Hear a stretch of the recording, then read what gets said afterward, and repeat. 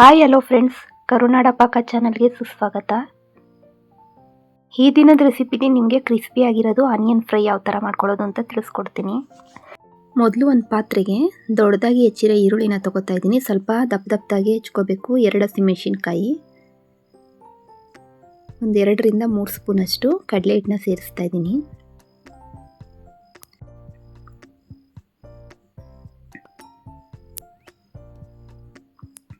ನಂತರ ರುಚಿಗೆ ತಕ್ಕಷ್ಟು ಉಪ್ಪು,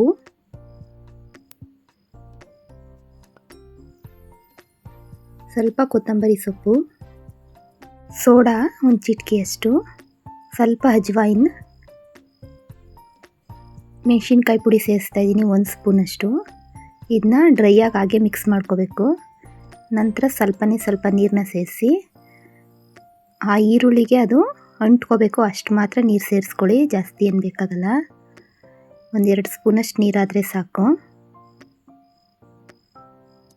ಈರುಳ್ಳಿನ ನಾನು ಮೊದಲೇ ತಿಳಿಸಿರೋ ಹಾಗೆ ಸ್ವಲ್ಪ ದಪ್ಪದಾಗೇ ಕಟ್ ಮಾಡ್ಕೋಬೇಕು. ನೋಡಿ, ಈ ಥರ ಒಂದೊಂದು ಲೇಯರ್ ಆದರೆ ಸಾಕು ಈರುಳ್ಳಿಗೆ.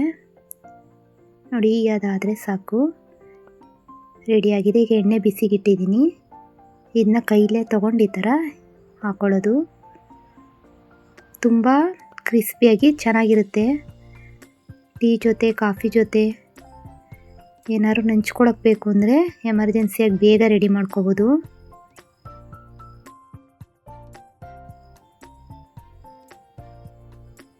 ಸ್ವಲ್ಪ 2 ಕಡೆ ಗೋಲ್ಡನ್ ಬ್ರೌನ್ ಬರೋವರೆಗೆ ಫ್ರೈ ಮಾಡ್ಕೋಬೇಕು. ಈರುಳ್ಳಿ ಕಲರ್ ಚೇಂಜ್ ಆಗುತ್ತೆ, ಅಲ್ಲಿವರೆಗೂ ಫ್ರೈ ಮಾಡ್ಕೊಳ್ಳಿ.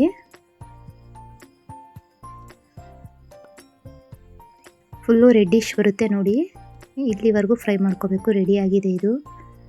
ನಮ್ಮ ಈ ರೆಸಿಪಿ ನಿಮಗೆ ಇಷ್ಟ ಆಗಿದೆ ಅಂತ ತಿಳ್ಕೊತೀನಿ. ಇಷ್ಟ ಆದರೆ ಲೈಕ್ ಮಾಡಿ, ಶೇರ್ ಮಾಡಿ, ಸಬ್ಸ್ಕ್ರೈಬ್ ಮಾಡಿ. ಹೊಸ ರೆಸಿಪಿಗಳ ಜೊತೆ ಮತ್ತೆ ಸಿಗೋಣ. Thank you for watching.